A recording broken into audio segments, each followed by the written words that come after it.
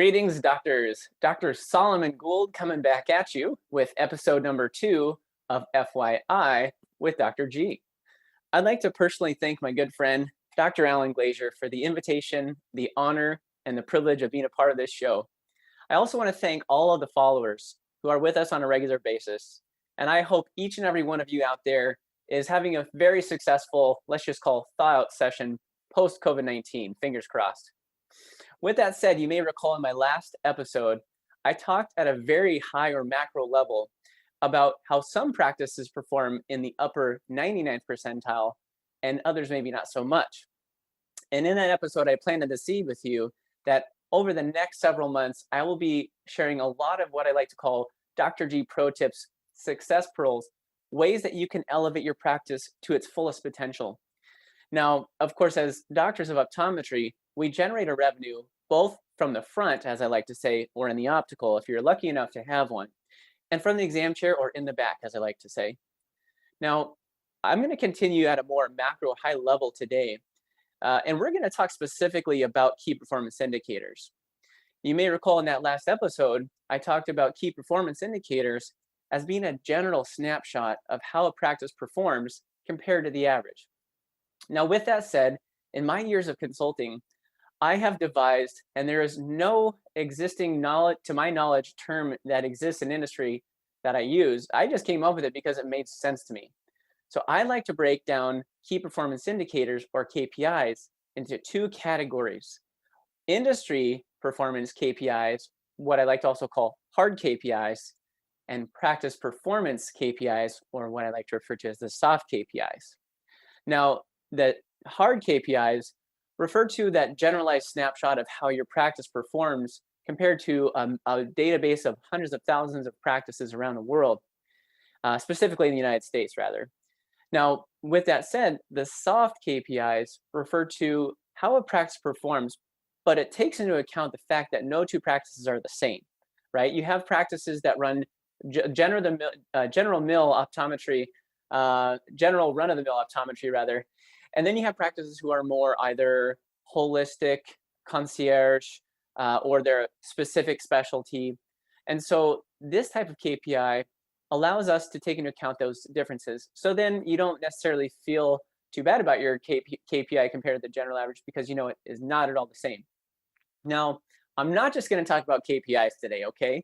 I am going to share with you the first key performance indicator that helps you elevate your practice to its fullest potential.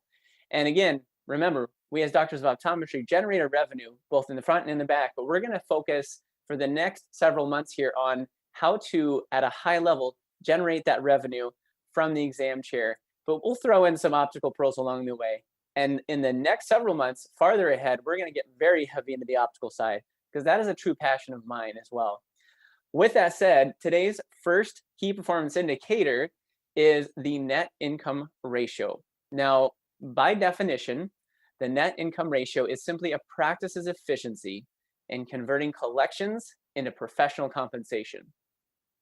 So the formula for this particular key performance indicator, I'll just refer to as KPIs from here on forward, is simply net income divided by the net collections. Now, I always will provide you with, whenever I'm talking about a key performance indicator, I will provide you with what the industry average, or what I like to call healthy zone, is. And in this particular KPI, it is 20 to 40%. So if you're below the 20 to 40%, of course, there could be a lot of reasons for that. It could be the ways in which you are utilizing your accounts receivable methodologies. It could be anything along the way, pre and post that. And simply, if you ever have any concerns, questions, you can always reach out to me. I'm always happy to help out as much as possible. But with that said, if you're above that, tell me where you practice. Teach me what you're doing, because that would be amazing to be able to learn that from you and share that with my clients and with others. Help them be successful as well. With that said, I'm not just going to tell you what they are, but as promised, I'm going to provide you with what I like to call my Dr. G Pro Tips. So today I have for you wonderful doctors 3 success pearls, or Dr. G Pro Tips, on how to improve your net income ratio. So the first one here is you want to increase the services that you offer and the products that you sell. Let's start with the services. let's say you practice general run-of-the-mill optometry, the word I loved and battered before, and you don't really do any specialization. Well, specialty practices thrive for a reason. If you have any interest or inkling in any particular area, go for it. Now, dry eye, myopia management, specialty contact lens, vision therapy, they all are successful for a reason. You get very good at one thing, and it's only going to help your patients.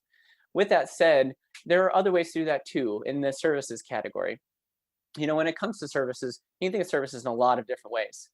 If you are in your practice as a whole not offering mobile delivery services for those who are unable to make it to the practice, or you're not offering communication in digital format, those are all ways that you can help, because you're going to reach more potential or existing customers that way.